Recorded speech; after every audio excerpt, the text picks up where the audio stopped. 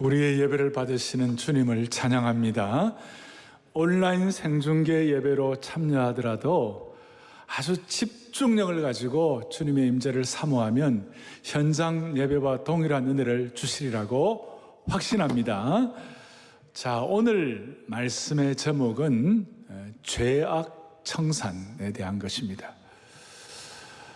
지금 스가랴 1장부터 4장까지의 제5환상까지의 내용은 서로 이렇게 하나님이 우리의 불성각이 되시고 눈동자가 되어주시고 또 스가랴와 정치적인 어떤 사회적인 지도자인 스룹바벨 또 종교적으로 영적 지도자인 여호수아를 위로하시고 또 새롭게 하시고 격려하시는 그런 내용이 나와 있습니다. 그런데 오늘 이 5장의 이 본문에 나오는 이 환상은 아주 대조가 되는 것입니다. 여기는 죄의 청산과 악에 대한 심판을 말씀하는 것입니다. 자, 이걸 보면서 왜 하나님은 오늘 1장부터 4장까지에 있는 이 내용과는 완전히 이렇게 대조가 되게 심판과 그 다음 이런 하나님의 또 심지어 이 3절에 보면 저주가 나와 있는데 이런 말씀을 하실까? 죄의 청산에 대해서 이렇게 말씀하신 이유가 뭘까? 하나님의 성품이 바뀌었다든지 또 하나님의 하나님 되심이 바뀐 것이 아니고 오늘 이 말씀을 통하여 거룩하신 하나님이 우리의 참목자가 되시고 우리의 불성각이 되시고 우리를 눈동자처럼 지키시기 위해서는 반드시 반세기 넘게 바벨론의 노예로 이방 문화와 종교 사고방식에 오염된 하나님의 백성들의 얼룩과 점과 흠이 깨끗이 제거되어야만 가능하다 이 뜻이에요. 그래서 하나님은 지금 성전 재건과 회복을 주시기 원하고 강력한 임재를 통하여 하나님의 은총을 베푸시고자 하는데 죄악이 가득 차 있으면 하나님이 함께 하시고 싶어도 할 수가 없는 거예요. 그러니 죄의 청산 또 죄악 심판은 또 다른 동전의 양면과 같이 또 다른 하나님의 사랑의 표현이다 이렇게 말할 수가 있는 것이에요. 할렐루야.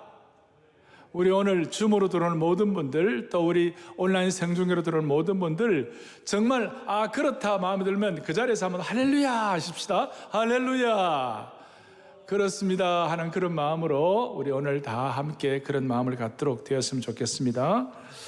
저는 이 코로나 바이러스 사태 가운데 하나님께서 왜 이렇게 이 죄악 청산에 대해서 말씀을 주시는가 곰곰이 생각을 해보았어요. 우리는 지금 이 코로나 바이러스가 확산되지 않기 위하여 얼마나 최선을 다하고 있습니까? 손 씻기도 하고 환기도 시키고 전에보다도 훨씬 더 청결하게 하고 또 생활 거리도 두고 또 마스크도 쓰고 뭐 여러 가지 이 방역에 대해서 우리가 좀 철저히 하고자 우리 공동체, 우리 교회는 또 뭐 더 많은 에너지와 힘을 쏟고 있는 것이에요. 그런데 오늘 주님이 왜 이 죄의 청산에 대한 말씀을 주실까라고 생각하면서 제 마음에 와닿은 것은 뭐냐면 우리가 오늘 이런 말씀을 앞에 놓고 코로나를 바이러스가 확산되지 않도록 방역에 힘쓰듯이 우리가 영적인 방역에 힘을 쓰고 있는가? 그래서 오늘 이 말씀을 통하여 사랑의 교회와 우리 자신과 우리 한국교회가 영적인 큰 대방역의 은혜가 있기를 바라는 것이에요. 영적인 방역의 순서대로 이 말씀을 우리가 지금 하고 있는데 영적인 대방역이라는 것이 무엇입니까? 하나님과 나만이 아는 은밀한 어떤 참 마음의 일이 얼룩지고 나를 힘들게 하는 그런 은밀한 죄악들을 하나님 앞에 청산하라. 그렇지 않으면 오늘 이 말씀이 그냥 신기루처럼 지나갈 것이다. 개인적으로 공동체적으로 하나님이 주시는 그런 어떤 청산해야 할 것들. 여러분, 언제까지 우리가 이 죄악이라는 적과의 동침을 해야 되겠냐고요. 그래서 진지하게 우리가 코로나 방역하듯이 우리는 영적인 말씀을 통한 대방역의 역사가 일어나게 하여 주십시오. 그래서 오늘 5장 1절부터 11절까지는 두 환상을. 첫째는 두루마리 환상이 있고, 두 번째로는 에바 속 여인의 환상이 있어요. 에바의 환상, 그런 얘기 하는데, 이 두 가지를 통하여 먼저 첫 번째로 죄악 심판, 날아가는 두루마리 환상을 통하여, 오늘 여기에 5장 1절에 내가 다시 눈을 들어본 즉 날아가는 두루마리가 있더라. 날아가는 두루마리, 이거는 뭐냐? 여러분, 양피, 옛날에는 글을 이렇게 할 때 파피루스도 있지만 이 양피지, 이 양피, 양의 뭡니까? 가죽을 가지고, 그 양피지를 가지고 이제 글을 쓰고 그렇게 했는데, 그 날아가는 두루마리가 있는데 그 두루마리가 컸어요. 2절에 보니까 뭘 보느냐? 두루마리를 보는데 이 두루마리가 길이가 20규빗이요, 너비가 10규빗이다. 규빗이라는 것은 이게 여기서부터 여기까지 한 규빗인데 사람마다 좀 다르죠. 그러니까 크게 보아서 한 길이가 한 10m, 그리고 폭이 한 5m 정도 된다. 근데 이 펴져 가지고 날아가는 거예요. 알라딘의 양탄자보다도 오늘 이게 훨씬 더 이전 거예요. 이제 날아가는 두루마리가 있는데 크기가 10m, 5m니까 크지요. 우리 고속도로에 지저스 러브스 유 그런 간판이 있는 것처럼 그 큰 날아다니는 두루마리가 압도하는 모습으로 스가랴에게 막 다가오는 것이에요. 그리고 거기에 글이 써져 있었는데 그 글을 볼 수 있도록 하니까 날아다니며 못 보니까 수직적으로 스가랴에게 막 이렇게 들어오는 거예요. 자, 이 내용들이 어떻게 보면 처음에는 너무 생경하고 또 어떻게 보면 참 독특하고, 이 내용이 너무 탁월하고 비범하고 천재적이고 그런 것 같은 느낌이 제가 막 들어왔어요. 이제 그 이유를 좀 설명할 텐데, 이 10규빗, 20규빗과 10규빗 이런 내용들과 동일하게 똑같은 그 크기가 어디에 있냐면 열왕기상 6장 3절을 우리 같이 한번 보겠습니다. 같이 보죠. 성전의 성소 앞 주랑의 길이는 성전의 너비와 같이 20규빗이요 그 너비는 성전 앞에서부터 10규빗이며. 그러니까 지금 이 두루마리의 크기하고 성전 성소 앞 소위 현관, 성전 앞 현관, 낭실 그렇게 얘기하는데, 그 앞에 성전 앞에 있는 현관의 크기와 똑같다는 것이. 나중에 지성소의 그 천사의 이 날개의 길이하고 똑같다, 이런 것이 이제 나오는데, 이렇게까지 참 신묘하게, 어떻게 보면 천재적이고 어떻게 보면 탁월한 이런 환상을 이렇게 스가랴가 목도하는 것이, 이게 도대체 의미하는 것이 무엇일까?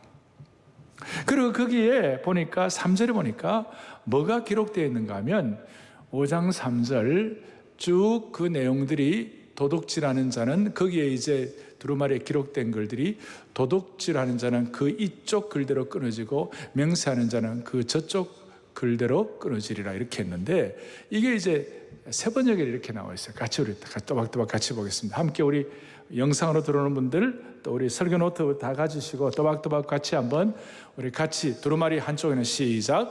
두루마리 한쪽에는 도적질하는 자가 모두 땅 위에서 말끔히 없어진다고 쓰여 있고, 두루마리의 다른 쪽에는 거짓으로 맹세하는 자가 모두 땅 위에서 말끔히 없어진다고 쓰여 있다, 이렇게 나와 있어요.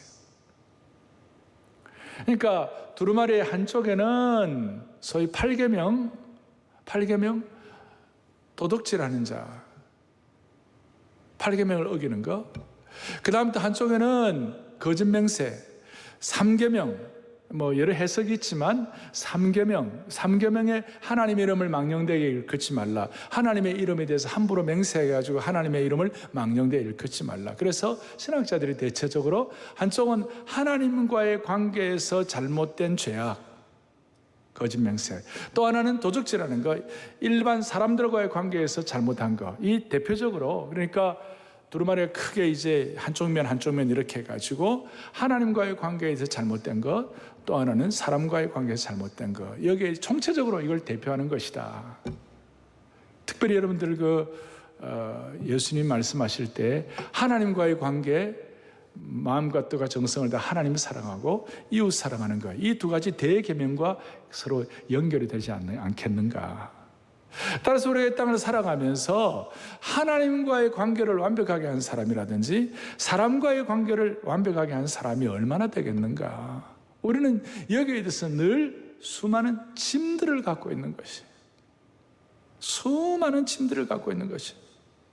그래서 10계명의 1계명부터 4계명까지 하나님과의 관계, 그 다음 5계명부터 10계명까지 사람과의 관계, 이 두 가지에 대한 모든 잘못된 것들이 그냥 우리 앞에 막 다가오는 것과 똑같은 것이에요. 그리고 오늘 말씀한 대로 우리 10m, 5m 이 크기가 아까 성전 앞 현관과 똑같다고 그랬어요. 그 성전 앞에서는 뭐 하는 곳이었냐면 율법의 말씀을 반포하는 것이었어요. 하나님의 말씀을 읽는 곳이고 하나님의 말씀을 선포하는 곳이었어요. 따라서 저와 여러분의 모든 죄악을 청산해야 되는데, 죄악을 청산하는 청산 기준이 뭔가? 그것이 바로 하나님의 계명, 하나님의 말씀인 줄로 믿습니다. 그거예요. 그러니까 여러분들이 내가 얼마나 선한 행위를 하고 내가 얼마나 의로운 행위를 하고 하는 그것이 우리의 삶의 어떤 죄에 대한 기준이 아니고, 하나님의 말씀이 나로 하여금 이것이 무엇이 잘못되었는지를, 하나님의 말씀이 내 죄악 청산의 표준을 하는 것이에요. 아멘. 아멘. 아멘. 그러니까 오늘 여러분들이 하나님의 말씀을 해석하기 복잡한 것도 어떤 어려운 내용들도 가끔 있긴 하지만, 우리가 기본적으로 신문을 읽고 해석할 수 있는 정도의 인지 능력이 있으면 이 하나님의 말씀을 우리가 문법적으로, 또 문자적으로, 또 역사적으로, 또 구원사적으로 이런 시각을 가지고 이 말씀을 보면 대체적으로 정통 주류 교회가 인정하고 확인하는 그 정도의 수준에서 하나님의 말씀이 우리에게 다가올 때에 우리 모두는 그 말씀의 표준 앞에서 내가 무엇이 잘못인지 아닌지를 분별할 수가 있다는 것이에요. 그러니 사랑의 교회 모든 성도들, 또 오늘 이 말씀을 듣는 모든 죄의 권속들의 우리의 죄악의 판단 기준이 살아계신 하나님의 말씀이 되기를 간절히 소망하는 것이에요. 여러분, 진리가 무엇입니까? 우리는 진리를 토대로 하나님의 말씀이 진리고, 그 말씀이 진리인 하나님의 말씀을 가지고 우리를 판별하는데, 하나님의 말씀이 진리야. 그래서 우리 포괄적 차별금지법 같은 것도 이런저런 해석을 하고 윤리적 해석하고 시대적 상황적 해석하고 다 그런 거 있지만, 그러나 기본적으로 정통 주류교회가 말씀에 대한 해석을 우리는 그대로 받아들이는 것이에요. 말씀이 아니라고 하면 아닌 것이고 맞다 맞는 것이니까 우리는 거기에 대해서 기본적인 우리가 합의가 대체적인 한국 주류교회는 나와 있는 것이에요. 아멘. 아멘. 그래서 이 두루마리가 하나님의 말씀의 표준이다 하는 이 내용을 나중에 에스겔에도 이게 나와 있고, 그 다음에 특별히 요한계시록에 두루마리에 대한 신비한 환상이 이어져 있는데, 요한계시록 5장 1절에 보면 내가 봄에 보호자에 앉으신 이의 오른손에 뭐가 있었어요? 두루마리가 있었다. 그리고 안팎으로 썼고 7인으로 봉하였다 그랬어요. 그리고 요한계시록 5장 4절에 보면 뭐가 나오느냐면 함께 보죠. 그 두루마리를 펴거나 보거나 하기에 합당한 자가 보이지 아니하기로 내가 크게 울었다. 이 두루마리는 죄악을 청산하고 악을 심판하는 기준이었다는 것이에요. 그리고 그 기준에 의하여 두루마리의 하나님의 말씀으로 볼 때에 제대로 이거 통과하는 사람이 없으니까 그게 너무 마음이 안타깝고 눈물이 막 나는 거예요. 오늘 하나님의 말씀의 두루마리, 하나님의 말씀의 판단 기준을 가지고 우리 자신을 돌아보면서 하나님이 꺼려하시고 오염되고 얼룩진 것들, 흠결들을 하나님이 정리해 주시기를 원하는 것입니다. 그리고 이 죄악 청산에 대해서는 어느 정도 확실한가 하면 바로 이어서 4절에 보니까 이렇게 나와 있어요. 4절, 5장 4절, 만군의 여호와께서 이르시되 내가 이것을 보내었노니 도둑의 집에도 들어가며 내 이름을 가리켜 망령되이 맹세하는 자의 집에도 들어가서 그의 집에 머무르며 그 집을 나무와 돌과 아울러 살리라 하셨느니라 하니라. 이게 무슨 말이냐면 이 두루마리의 판단 기준을 가지고 판단을 할 때에 아까 말씀한 대로 8계명을 어긴 사람들, 3계명을 어긴 사람들의 모든 죄악의 결과가 뭐냐면 그의 집에 말씀이 들어갈 때 그 집을 나무와 돌과 아울러 살으리라. 집을 짓는 모든 재료가 뭡니까? 나무와 돌 아닙니까? 그거조차도 완전히 살을 정도로 이 말씀을 통한 죄악의 심판이 확실하다는 거죠. 그리고 이 말씀을 통한 죄악의 심판이 나타날 때 무슨 일이 있느냐 하면 3절에 보니까 그가 내게 이르되 이는 온 땅 위에 내리는 저주라 그랬어요. 우리식으로 말하면 보혈의 능력과 주님이 주시는 크신 불쌍하심과 은혜로 이 문제가 해결되지 않는 사람에게는 계속 이것이 저주가 되는 거예요. 그러니까 날아다니는 두루마리가 이제 온 땅을 보면서 확실하게 이 죄 문제가 해결되지 않는 사람에게는 날아다니는 저주가 되는 것이 온통 그러니까 감찰하면서 날아다니는 저주가 되는 거예요. 거기 보겠습니다. 제가 우리 설교 노트에다 써놓았죠. 거기다 보죠. 오늘날도 말씀과 보혈로 나의 죄 문제가 해결되지 않으면 날아다니는 두루마리가 날아다니는 저주의 위력을 발휘할 것이다. 그래서 율법의 두 번째 중요한 것은 율법의 저주에서 새 언약의 은혜로. 오늘 날아다니는 두루마리가 날아다니는 저주가 되지 않도록 하나님 우리 모두에게 오늘 이 예배를 통하여 새 언약의 은혜가 무엇인지를 절감하는 축복을 주시기를 원하는 것입니다. 이게 무슨 뜻인가? 말씀과 보혈로 예수님의 보혈로 죄 문제가 해결되지 않으면 날아다니는 두루마리가 날아다니는 저주의 위력을 발휘한다는 거예요. 그래서 인간들이 여기에 대해서는 싫어하는 거죠. 그러니까 말씀이라는 거 싫어하죠. 그를 믿지 않는 자들과 언약을 파괴한 자들에게는 저주가 신속하게 임하는 것이. 그러니 오늘 하늘과 땅 사이를 날아다니면서 강력한 심판과 저주의 실제적인 효력을 나타내는 전율할 만한 두루마리의 모습을 오늘 우리가 기억하는 것이. 특별히 저주가 뭐냐 그랬을 때에 제가 저주에 대해서 이렇게 한번 정리를 해봤어요. 3절의 저주라는 단어는 아라라는 그 히브리어인데 하나님의 말씀을 지키지 않고 하나님의 말씀을 거부한 사람들에게 내려진 응징이다. 이 하나님의 말씀을 지키지 않고 말씀을 거부한 사람들에게 내려지는 이 응징이 우리 입장에서는 어떻게 이게 해결된 것입니까? 이 문제가 그리스도의 보혈의 피와 말씀의 능력으로 해결되지 않는 사람들에게는 이 저주가 자동적인 거예요. 시차가 좀 있을 뿐이지. 그러니까 우리가 보기에 지금 하나님 앞에서 함부로 교만 떨고 마음대로 살고 하나님 믿지 않고 아무렇게 사는데도 불구하고 잘 나가는 사람들을 보면서 우리가 시험 들 필요가 없어요. 시차가 있을 뿐이지 그 응징과 저주는 자연스러운 것이에요. 자연스러운 것이에요. 언젠가. 그런데 우리는 하나님께서 어떤 은혜를 주셨느냐 하면 예수 그리스도께서 친히 저주를 감당하신 것이에요. 이 저주의 문제가 해결되도록 이스라엘 백성들은 그 양의 피를 가지고 날마다 제사를 드리면서 그 양의 피로 그 저주의 문제가 물러가도록 그렇게 주님 액을 복구하는 거예요. 그러니까 예루살렘 그 성전에는 양의 피가 흥건했고 양의 피비린내가 사라지지가 않았어요. 그런데 우리에게는 어린 양 되시는 예수 그리스도의 보혈의 피를 통하여 우리에게 임한 이 저주가 물러가는 것이에요. 그리고 이걸 깨닫는 것이 바로 새 언약에 대해서 뉴 카비넌트에 대해서 눈을 여는 것이에요. 이 문제는 너무 중요하기 때문에 이건 복음의 깊이가 있기 때문에 제가 좀 정돈해서 말씀을 드릴 테니까 여러분들이 잘 마음에 정리를 해주세요. 사랑하는 교회 여러분, 신약에서는 예수님의 보혈을 통하여 새 언약을 통하여 그 저주의 피가 물러가게 하신 줄로 확신합니다. 갈라디아서 3장 13절을 다 같이 보겠습니다. 갈라디아서 3장 13절 또박또박 같이 보겠습니다. 그리스도께서 우리를 위하여 저주를 받은 바 되사 율법의 저주에서 우리를 속량하셨으니 할렐루야.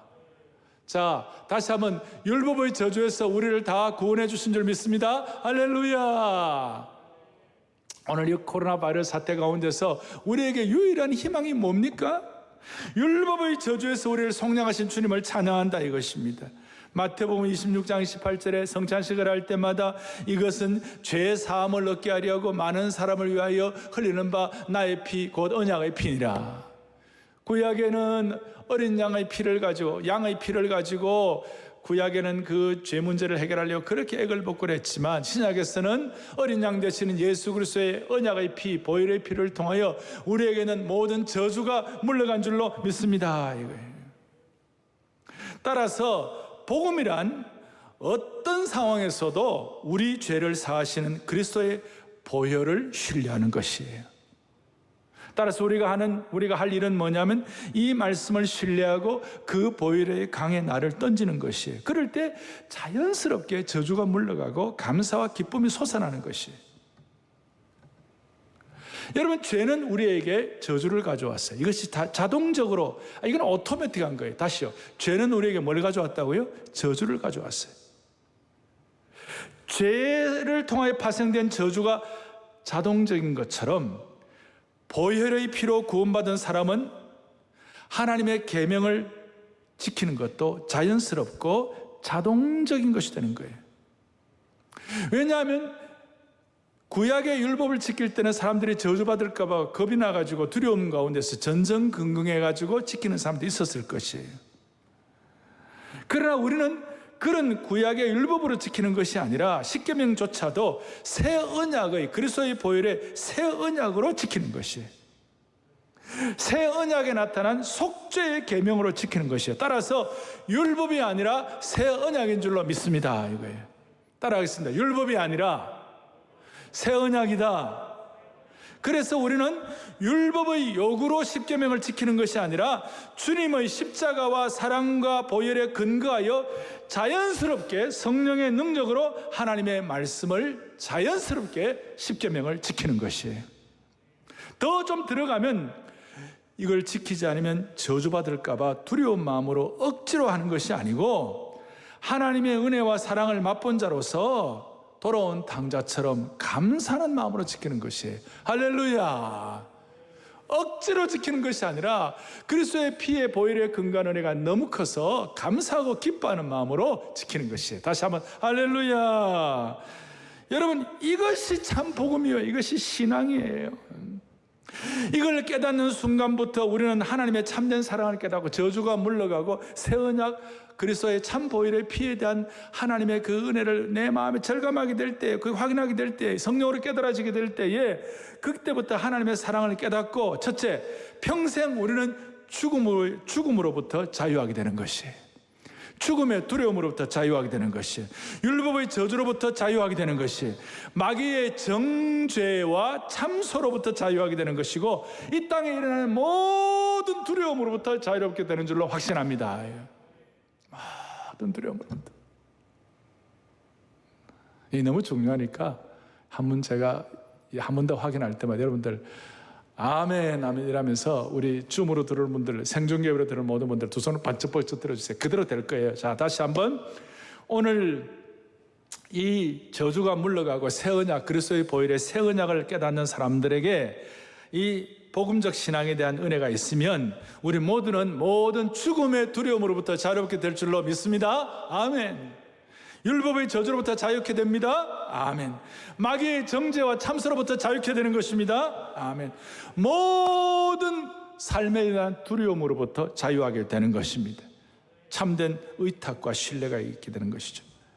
이거 생각할 때마다 내가 예수님의 제자로 부름받은 것이 감사하고, 또 우리가 이렇게 현장 예배를 사모하고 온생 예배를 드리는 것도 감사하고, 어떤 경우는 고난의 길도 감사하고, 한평생 주님께서 내게 주신 새 계명을 지키는 자로서의 길을 걸어가는 거예요. 새 계명이 뭡니까? 새 계명을 너희에게 주노니 서로 사랑하라.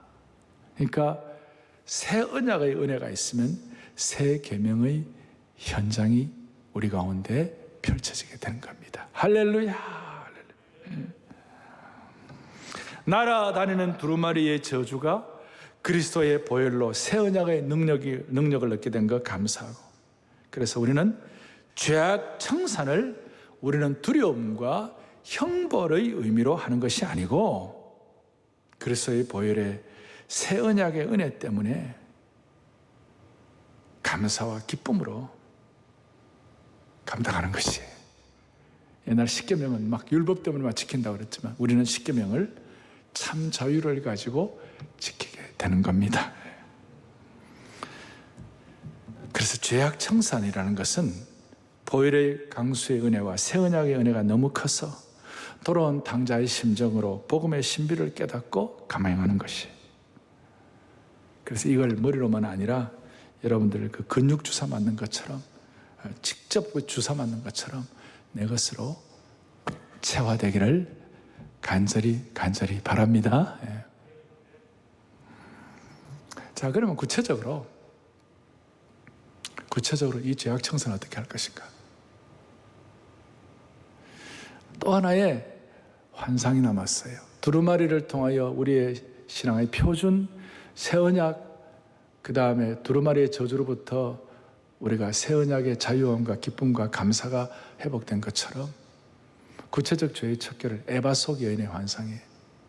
이건 뭘 말하느냐 하면, 자, 5절부터 이제 내게 해석천사가 나와가지고 눈을 들어 뭐 보라 그랬어요. 6절에 보니까 내가 묻되 이것이 무엇이냐니까 에바다. 7절에 에바 가운데 한 여인이 앉아있느니라. 그때 둥근 납 한 조각이 있다. 그리고 그 가운데 이는 아기다. 그리고 여인을 에바 속에 던져 넣어버리고 납조각을 에바 아기 위에 던져 덮으라. 자, 그런 내용들이 나옵니다. 이게 뭐냐 하면, 자, 이스라엘 민족들이 이제 고토로 예루살렘으로 돌아왔어요. 바벨론 70년이니까 많은 사람들이 거의 반세기 동안 바벨론 생활에 익숙해진 거예요. 그러니까 이스라엘 사람들이 과거에 살던 그런 삶의 형태와는 다른 문화 속으로 들어간 것이에요. 그게 무슨 말이냐면, 이스라엘은 본래 반농 반목입니다. 농사하기도 하고 경작하기도 하고 뭐 올리브 이런 거 하기도 하고 또 유목민으로서 목자로서 양을 치기도 하고 그렇게 했어요. 이런 사람들이 바벨론의 포로로 잡혀가 갖고는 어떻게 생활했냐면, 바벨론이 큰 제국이고 그러니까 거기에 이제 상업주의와 상술이 발달한 거예요. 그러니까 이스라엘 사람들이 거기에 익숙하다 보니까 여러분들이 유대인들이 갖고 있는 DNA 중에는 이 상세가 발달했어요. 이 장사와 이런 것들이 발달했어요. 그러다가 자기도 모르게 바벨론의 물질주의, 바벨론의 상업주의, 바벨론의 맘모니즘, 바벨론의 그 오염된 물질주의의 문화에 익숙하게 돼버린 것이. 이제 이것이 돌아오고 난 다음에도 그대로 이 잔재가 남아 있어가지고 당시에 바벨론 사람들과 함께 있을 때 그 물질주의, 상업주의 있을 때 그냥 뭐 도량형 이 무게를 속이기도 하고, 그 다음에 그 맘모니즘의 마음이 너무 집중되기도 하고, 거짓 거래를 하기도 하고, 사람을 이용하기도 하고, 장부를 조작하기도 하고, 별것을 다 한 거예요. 이제 여기에 대해서 신약의 예수님이 말씀한 것처럼 마태복음 6장에 한 사람이 두 주인을 섬기지 못한다. 하나님과 재물을 겸하여 섬기지 못한다. 이런 차원에서 오늘 구체적인 죄악의 현장 중에 하나인, 대표적인 죄악의 현장 중에 하나인 이 맘모니즘, 물질주의, 이런 어떤 그 하나님과 두 주인을 섬기는, 하나님과 다른 물질을 섬기는 잘못된 것으로부터 탈피할 수 있도록 이 에바 환상, 여기 에바라는 것은 곡식을 재는 통, 뭐 이렇게 옛날에 우리 곡식을 재는 뒤주 같은 이런 거예요. 이제 거기 보면 재밌는 게 7절에 에바 가운데 그 둥근 통 안에 한 여인이 앉았는 거예요.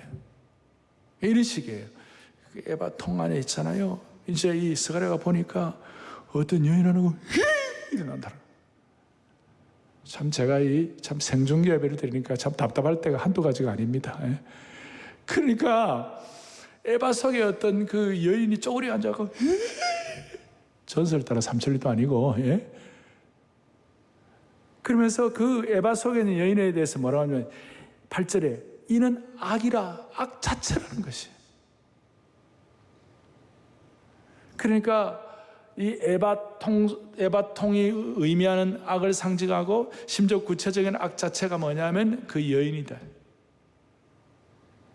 쪼그리고 앉은 여인. 그러니까 이 여인이 틈만 있으면 튀어나오려고 하니까 그 다음에 8절 9절에 큰 납뚜껑을 가지고 그걸 완전히 덮어가지고 여인이 자꾸 나오려고 하는 그것을 완전히 막아버리는 거예요. 이제 그건 뭘 상징하느냐, 이 에바 속 여인 자체가 물질주의, 맘모니즘 이런 것들을 더 상징하는 것인데, 여러분 이 여인에 대해서 주로 신학자들이 아세라상, 그게 이제 신약에서는 그 아르테미스 신전, 바울이 아테네 같은데 뭐 갔을 때 아르테미스 신전, 그 다음에 이제 바벨론에서는 이슈타롯, 그래가지고 여러분 그 지금 성지에 가보시면 여인이 가슴이 막 16개씩 있고 뭐 12개 있고 24개 있고 다산을 상징하는,